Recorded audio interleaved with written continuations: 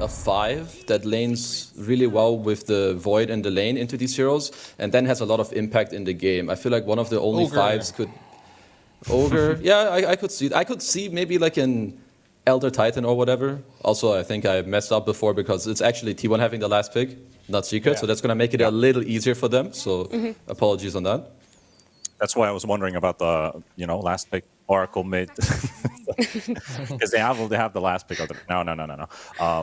But what about for Secret? They would probably love to see. Yeah, I mean, but when you think about Secret here, like, do they want to lock in the Primal Beast for the off lane, or do they want to pick something else for Rezo to play this game? Just reminds me of the first game draft when it ended, and they realized, oh, this Oracle is mid. It was like Puppey and was it Rezo were both staring Nisha in his eyes like, do you want to play this lane? And then they did the lane swap, and beautiful things happen. They go for the Beastmaster. He's been picked twice for them, 50% win rate. Win, lose. It's a coin toss, I guess. But the hero's good here. So Nisha's gonna play the Primal Beast? Is that what's happening here? I guess. Because the Beastmaster's a common counter pick to the Faceless Void, right? As an offlaner. Definitely will do a bit better than Primal Beast will. So... very interesting pickup here. I haven't seen Nisha play Primal Beast yet, but I'm sure he's practiced it, or else they wouldn't be bringing it out, right? So very interesting to see how this lane matchup will go. Primal Beast versus Tiny. Unless you guys think they're going to be putting Beastmaster mid, which I suppose they could. Well, we will see. Hero. I was going to say, we'll see how they're all lining up as, Night Stalker coming out. Last pick there for T1. It is going to be Nisha on the Primal Beast. Now knowing the matchups, everything that's played out, Kezu, do you think this is a T1 lineup that's going to give them a little bit more of a fighting chance, have a game that goes a little bit longer than 27 minutes? Stop that from happening. Maybe through Topson rotations or just outplaying them in the lane. Is there anything Zephyr can hope to do there by maybe rotating top lane, planting on the Plague Wards? Or is he going to be a little bit more tethered to this bottom lane, supporting Cuckoo especially during that first nighttime period? Yeah, I mean, potentially he could. But yeah, I feel like he would want more to stick to the bottom lane. But yeah, if he started rotating early, because Cuckoo, let's see. Yeah, it looks like a kill. Yeah, he took the Boulder Smash here, level 1, which means there's really no way out. Nisha trying deny. for the deny. Oh, and he's not going to be able to get it. There's blood there for Topson. What a start. Yeah. And the second thing is, we've all seen Puppey Ench, right? Oh, yeah. And he usually ends up with quite a bit of farm. And what happens then is that I think T1 are going to have big problems in just killing him. As a position. Yeah, you can see here Puppey's trying to give full experience now to Rezo. Want him to hit at level 5 and then level 6. Every level here now. It's going to be very difficult for Elna to play. There's a kill. Down bottom, Crystallis jump in now back onto Zephyr. Might pay the price though. It is nighttime here naturally, so Cuckoo finally putting those 2 points of Under the Night to some work. But, of course, not enough damage here for the Morphling. Obviously, they do the most damage, as that's a very nice, what is this called again? A Hurricane to bring White Man away. He's going to have to sacrifice the Swallowing Ripper, but it does do some good work here, and Scout Zephyr rotating top. That being said, Topson's here as well, and that's going to be a kill onto Puppey. I really like this by T1. It's as you said too, like even Zephyr is coming up here. Because they don't want to let this Beastmaster have a free game. Just killing the Void, killing the tower. So both Topson and Zephyr are they're looking. Yeah, and it's a real possibility. You can see Rezo here, he's got him trailing the Dark Troll Summoner, summons the 3 Skellies. A little bit nerfed, of course, of the previous OP iteration, but still very, very good. The perfect pushing creep. Yeah. Okay, going in there. Yeah, bit of a skirmish on Tanisha. They will go. Topson, does he have enough damage? There's the Venomous Gale applied, but with the Pig Pole, it's going to be Nisha at least getting back safely here. He might tick down to this Gale now. He's very tanky, this man. Primal Beast. Wow, what a strength gain. Oh, yeah. Oh, yeah, you're the one who... Okay. Cuckoo in trouble. Zayats is going to make the roll onto him. Cuckoo, a little bit of regen, the stick charge, the Fairy Fire, everything coming in clutch there to keep him alive. Double Bracer build on these tanky offlaners always makes you feel just that bit more unkillable. Yeah, and it was he had a Fairy Fire too, right? Or was it just a stick? Yeah, Fairy Fire and a stick. As Zephyr is going to have to suffer through the first full Pulverize. Down goes Nisha. Yeah, I mean, I really like this for T1 though, that Ana is having a good game right now. It seems like he's going for a Midas. So if he gets that up, then even if like something bad happens, right, and they get this tower. It's a big power spike there when you get level 6 on Earth Spirit. Right now is not very strong. Getting that magnetize up, of course, lots of damage. I think one cast is something like 550 damage. And of course, allowing you to spread your status effects to others. But they're going to make the jump now from behind. And in goes Cuckoo as well. The Cogs are trapping in Nisha, but look who's here to fight. It's Chrysalis. He's going to turn into Topson. Gets the toss, but actually gets his mana burn now, as there's going to be the roar onto Topson. Cuckoo can kind of linger in the area as he flies around, but Topson with a 4-man make that avalanche. Chrysalis giving chase, has an avalanche now of his own, and still a toss is just going to catch Topson here. Boulder Smash does catch him as well, and Secret eventually rewarded with 2 kills here in exchange for Nisha. Yeah, very close there. No, unfortunately they had to fight 3 on 5, right? And then no matter what you do, you're probably going to end up losing. But nice reaction there from Secret, right? Understanding that Nisha likely to take a dive here, but it's space and a good kill there onto Topson just before he gets Blink Dagger. So frustrating close. See that that's big timing for him. Yeah, right. It was like 15 gold away or something like that. Okay, nice. Whitemon breaking the smoke, but ooh, Sayak just rolls in. Oh yeah, and they've actually miscommunicated there. They're going to split the gap there as Nisha charges on through. Another fantastic pulverized cancel as Zayat's going to die. Topson, though, in trouble as Chrysalis is still here. And it was the rest of T1, or at least Zephyr and Whitemon, who were focusing down onto Zayat, and Topson kind of fighting alone. Yeah, very frustrating. You're dying and then instantly dying again. Just looking at your gold. He's 100 away from Blink Dagger. He's close. He's close. And then he's a lot more free in these fights, right? I mean, I think we all know how strong a tiny Avatos can be, especially here against a puppy. Anna, I hope he doesn't die here. It's silenced up the onslaught. They did miss the Boulder Smash. There's a pulverize here. Oh, look how slow he is, though. Anna doing a bit of a dance there, and Nisha offering the high 5 as a little bit of a surrender. He knows he's been slightly outplayed on that one. Hard kill, though. Hard kill. Yeah. And with this Midas Online, Ana is quickly becoming the richest hero on his team, at least, but not closing the gap in net worth. He did go for double bracer, phase boots armor, of course, and that Hunter in the night. As Nisha going for the onslaught in. They want this kill on the Zayats, but Ana throwing the chrono. He's going to catch two cores at that. Nisha as well as Rezo, but there's no one really nearby. Now in goes Topson. They'll have a blink onto Nisha. They're going to cut through Rezo, and they'll get through Nisha just as easily. Cuckoo as well with his blink dag, or not blinking in, just simply getting on top of Puppey. DD room, but Puppey's so tanky here. Very hard to deal with, especially now he's gone for a Hooded Defiance on the edge. Oh, we're back towards Zayats, however. He's going to be focused down and caught. Of course, Cuckoo with all the night vision right now with Dark Ascension active. Nice fight there for T1. Yeah, that was beautiful. Like, committing with the chrono there, no hesitation. And like, because it's like you said earlier, right? Like, they don't have this easily Snapfire ultimate or anything, so you don't really know where the damage is going to come from. But like, he trusted his team that they had enough damage. Oh, okay, so they just wanna go high ground. I respect that. Because this Void is farming crazily. I mean, let's like kind of try and tally up some of this damage blocker, the resistor. I mean, we've got Wraith Pact, we've got now Pipe offering that 400 barrier to the entire team. Yeah. Chrysalis, of course, with the attribute shift. Nisha, Rezo, and Zayats are naturally very tanky, some of the higher strengthening heroes in the game. Yeah. And just Nature's Attendance too from Puppey. Oh yeah, the heal. And now I think they're even going to get a jump here. Very nicely done onto Zephyr. They need to chain summon, and they have no chance for him to get off the Poison Nova. And honestly, with Ana not nearby, he probably wasn't going to use it anyway, but that's a tier 2 tower for Secret. This is starting to look a little bit similar to Game 1 somehow. Yeah, I think they're looking to just smash up high ground here. And T1 are desperate here to finish Tiny Ags, because that will be huge for any sort of 5-man fight or defense. Yeah. Tiny Ags nearing completion, Ana as well. It's actually getting pretty close to this. Mjolnir has now full Maelstrom. Even that Hyperstone would do a lot of work in these chronos. As he knows he's being hunted. The roll from Zayats, oh, just shy. I thought he would have, maybe could have gotten him there with the level 10 talent, but he already had it. That was close. Maybe Rezo.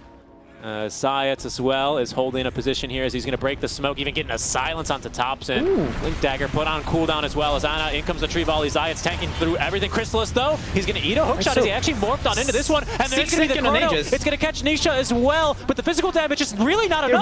They're waiting still ages. alive.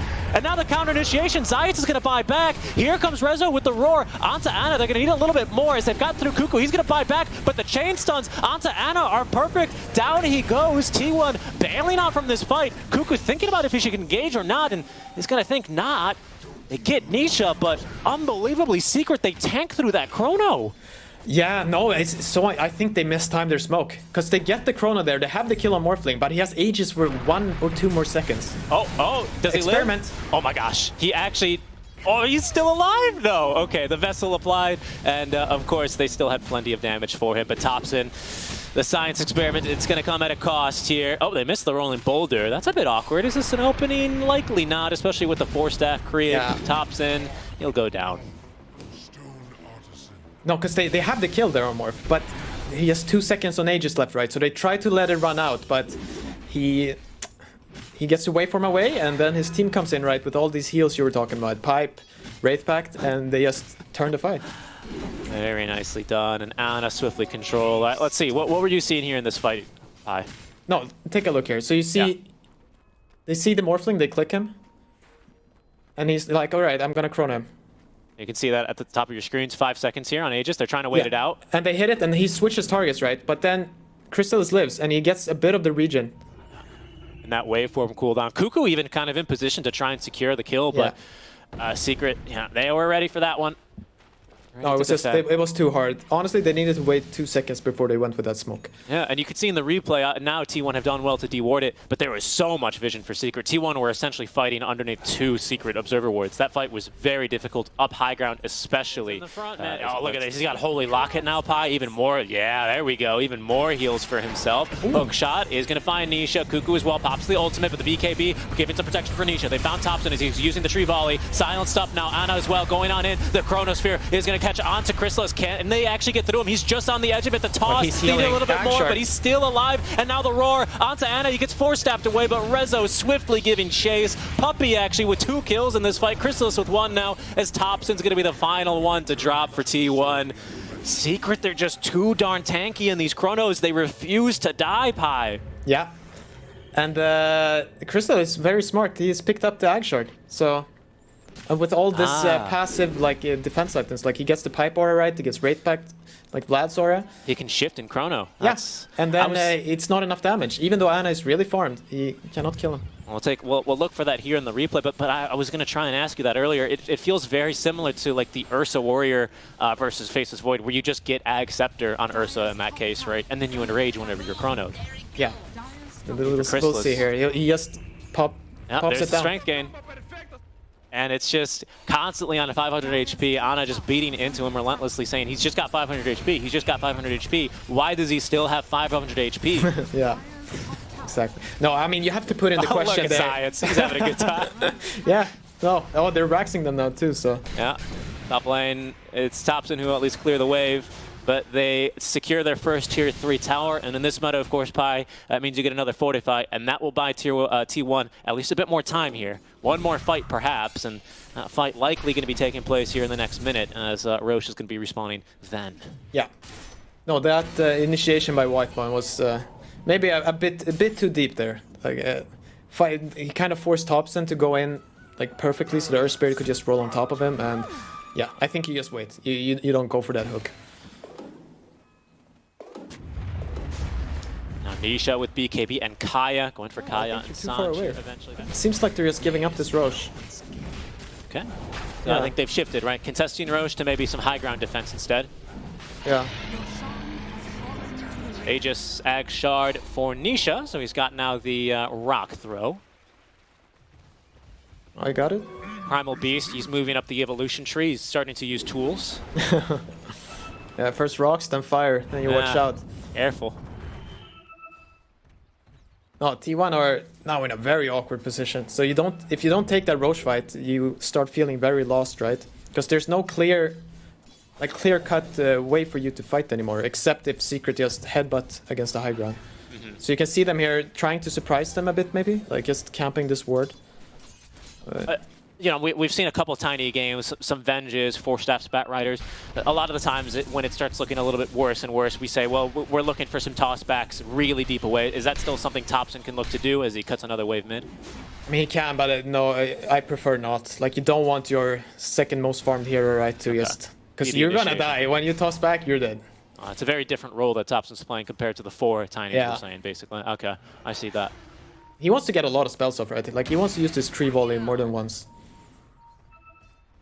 Yeah, I actually think some consideration for him now, especially as we look top lane very briefly towards those mid lane of barracks. There's no trees there, right? Topson needs to be quite aware of where he's taking these fights. He needs trees. He needs ammunition. Yeah.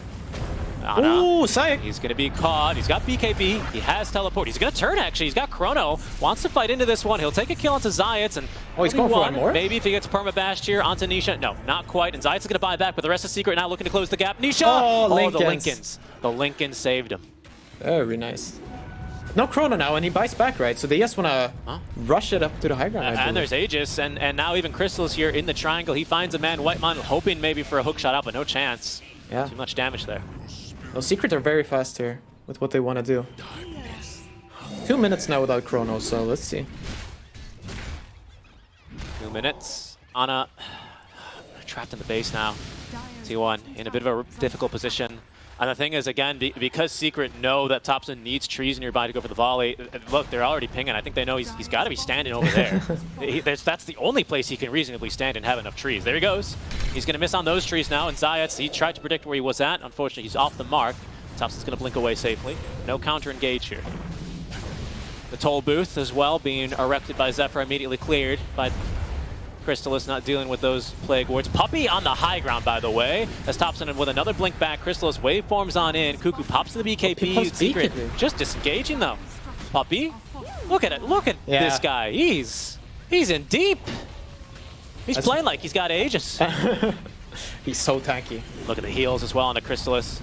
Shifting a bit more now into the Agi for the effective heals as Puppey pops the Hood of Defiance. Ana going in, but of course without Chrono. He's a bit weaker for the Rock, though. He's going to catch him into the Pulverize. They've broken the Lincolns, and they've broken Ana. Down he goes. Zephyr immediately is dead next. Crystallis is going to get a second. He's going to buy back, though, at least on the Venomancer, but Cuckoo has no BKB. He's got to be very careful here.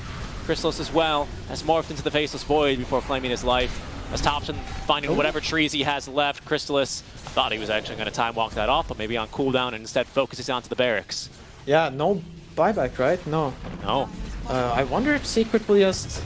Puppey's very low on resources though, but... Yeah, maybe they just back off here. Just play it safe. Quite a bit at stake here, right? If Secret find a win, they're into the upper bracket finals, and because we have 2 teams qualifying through the last chance qualifiers, that effectively gives them what, at least 4 games to get in, well, 2 matches and an entire. I like the really good math, like 50-50. Yeah, exactly. Yeah. They like those odds. I like those numbers. Yeah. T1. Oh, they just want to go here. Last lane of barracks, Topson using whatever trees he can, and Crystallis actually nearly dying, but still has Aegis the whole time, and now they found Cuckoo. It's got BKB and a nice interrupt there, but it's going to cost the life of Whitemon. He's got buyback, the roar onto Cuckoo in the last seconds of his BKB is going to allow Crystallis and Reza to beat into him. Down he goes, does have buyback, and there's Faceless Void respawning in 5. This is the last rights here. They have to figure something out. Topson, he doesn't have very many trees, though. He's just standing near the almost tree. The only one in the base. He needs more ammunition. He needs to go in, looking for a tossback. He'll have to settle for Puppey, as in goes Ana, but Puppey with untouchable, he doesn't even care.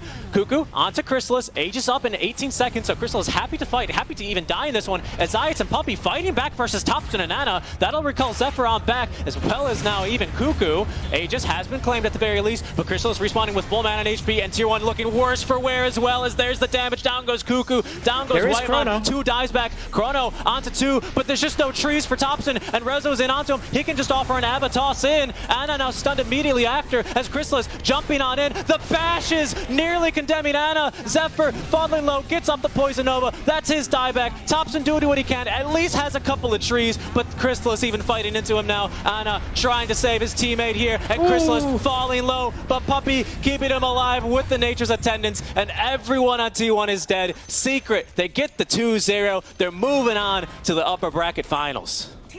Wow. Very well played by Secret. Extremely impressive. Yuki, this like snowballs from yesterday, right? Like they had 2 games where they had to fight and claw their way back, and now they're just riding the momentum. Absolutely destroying T1.